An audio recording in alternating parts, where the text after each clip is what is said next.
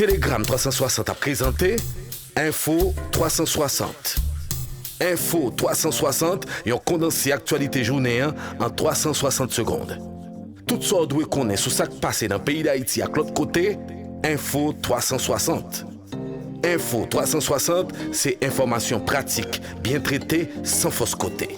Bonsoir à tous, bienvenue à Info 360. La décision de suspendre à partir de lundi 30 octobre les vols charters vers le Nicaragua n'est pas définitive, a annoncé l'Office national de l'aviation civile. Il s'agit d'une lueur d'espoir pour les milliers d'Haïtiens qui veulent atteindre les États-Unis en transitant par le Mexique. En effet, le directeur de l'OFNAC, Laurent-Joseph Dumas, a annoncé pour bientôt la reprise des vols vers le Nicaragua après une réorganisation des opérations. Il y a eu des instructions pour une meilleure organisation des vols à cause de grandes préoccupations au niveau de la sécurité, du confort, de la logistique, entre autres. Il y a un grand désordre qui se fait actuellement. Le secteur aéronautique et le désordre ne font pas bon ménage. Cela peut déboucher sur n'importe quel accident. Il y a donc une nécessité de réorganisation, a fait savoir le numéro 1 de l'OFNAC au quotidien, le Nouvelliste. Info 360. Info 360, un condensé actualité journée en 360 secondes. L'expert indépendant sur la situation des droits humains en Haïti voit plus que nécessaire l'arrivée dans le pays de la mission multinationale de soutien à la sécurité. En effet, au terme de sa deuxième visite en Haïti, ce mardi 31 octobre, l'officiel onusien a une fois de plus dénoncé la situation catastrophique des droits humains dans le pays. Le déploiement imminent de la mission dans des conditions strictes de respect et de protection des droits humains est nécessaire pour soulager les populations en proie à la souffrance, a déclaré William Oney, dénonçant ainsi tout particulièrement les cas de meurtre, de blessures et de kidnapping qui constituent le quotidien des Haïtiens. La reprise des vols entre la République dominicaine et Haïti ne concerne que le personnel diplomatique et les détenteurs de billets d'avion prépayés. Déclaration signée Luis Abinader.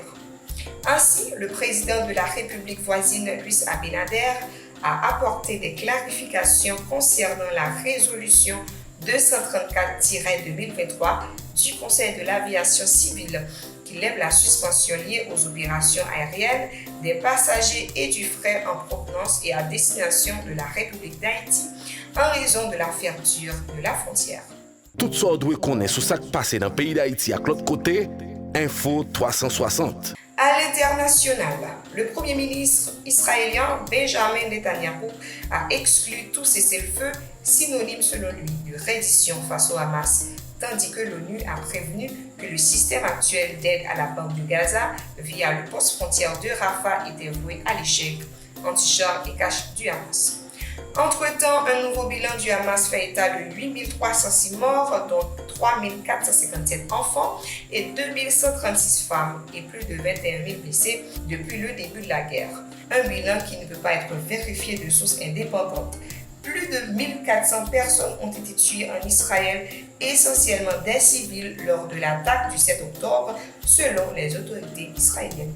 Dossier sport. En France, plus précisément à Paris, le 8e ballon d'or de Messi suscite le débat. Le temps d'une soirée puis d'une nuit, Lionel Messi était redevenu parisien.